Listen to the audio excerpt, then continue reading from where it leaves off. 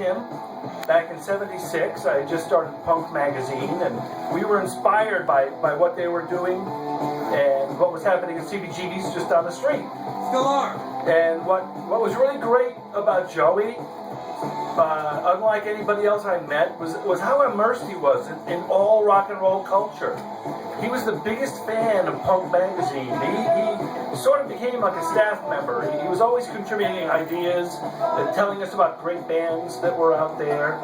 And I'm flanked here on stage with two bands that he supported personally, Degeneration and The Independents. And you can get these t-shirts through this auction.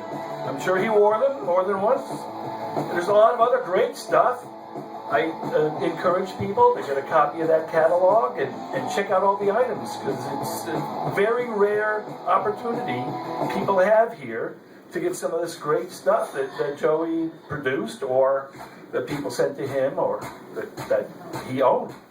So I don't have much more to say.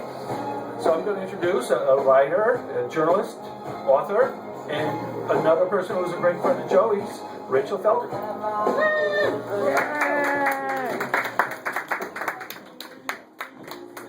Clearly this mic was set up for me with a little I wrote mine out, sorry, it's too long.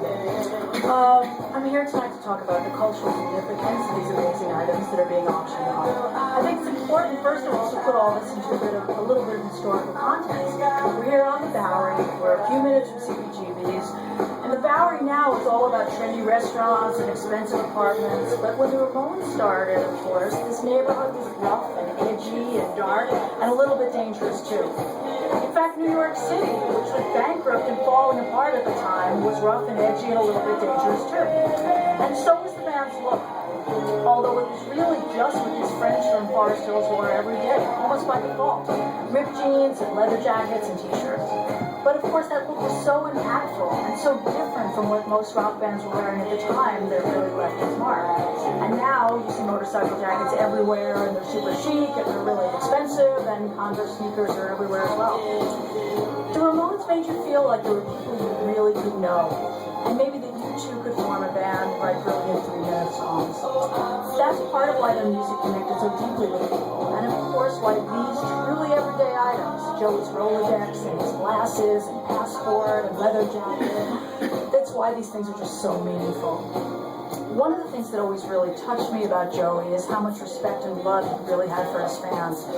It was literally impossible to walk out with him on the street and have him not be kind of accosted by fans. And he was always, always gracious and warm and exactly what you wish that your, heroes would be. There was just something so unpretentious about him. And I think that came across in the music. And maybe that's why these items seem so impactful as well. I have to add that my favorite items in this auction are the music-related ones, the band t-shirts and the records. As John was saying, Joey was incredibly passionate about music. New bands, old bands, young bands, bands that had inspired him early on, just music in general. And when he liked a band, whether that was the Ronettes or whether that was a new band, he could not keep quiet about it. And he would call anybody that would listen to extol the virtues of that band. He would always talk about bands he liked in interviews, and yeah, he would always wear the band's t-shirts. I think he'd be so happy about this auction and love everything that's in it, but really he'd be happiest about the records and the band t-shirts. It's almost like he was here and able to yell about all these great bands that he loved so much. Ultimately, punk rock as a whole, and the Ramones as a band, and Joey as an individual too, my page turning, was about making accessible music and connecting to fans without any of that rock star bullshit that was the norm when the band started. And somehow having these items available makes that even more accessible to more people and more real.